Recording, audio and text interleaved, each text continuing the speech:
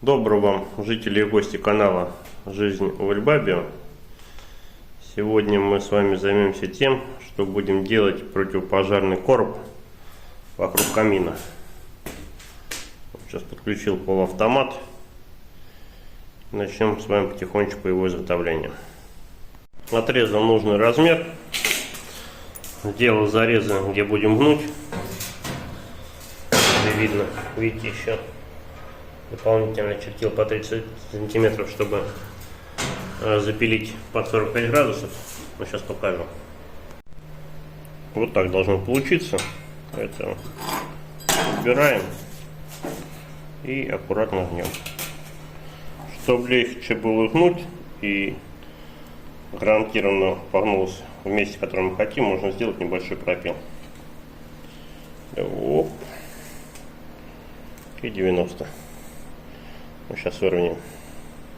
Поставил 0 ровно под 90 градусов. Сейчас сварю. Потом занимаемся также с тем углом. Обварил. Что, теперь зачищаем. Вот сейчас таких креплений вырезал. Вот так это будет выглядеть. Крепится к потолку. Тоже варю. Приварил крепление. Ну что-то, знаете, переживаю, что вот этого расстояния 6 сантиметров с учетом выпуска мне не хватит. Поэтому сейчас, наверное, еще вверху вставочки сделаю сантиметра 4, чтобы уж точно наверняка. Ну а чтобы накладки были более ровные, также мы их равняем с помощью магнитиков. Каркас готов.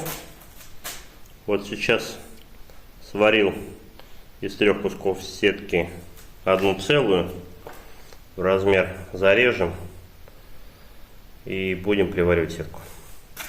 Скажите, видно, где сварено? Вот и я не вижу.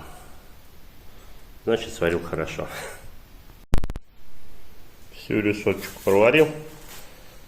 Вид снизу. Вид сверху. Ну что, крашу.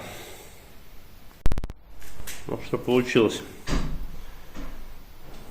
Единственное, пускай сейчас покрасил, сохнет, второй раз завтра прокрашу. И можно будет вешать.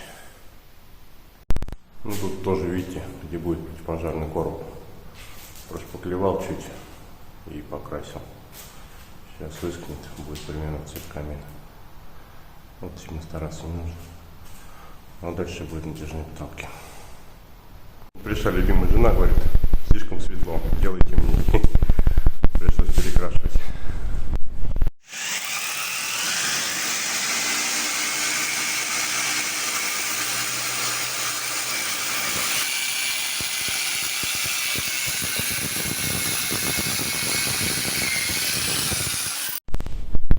Все, закончил делать тоже противопожарную решетку. Помните, тут хотел я плиткой, потом гипсокартоном, подумал, будет тяжеловато, поэтому решил сделать так. Тут по бортику натянутся потолки, по потолку будут черные треки, поэтому думаю, все в куче будет смотреться нормально.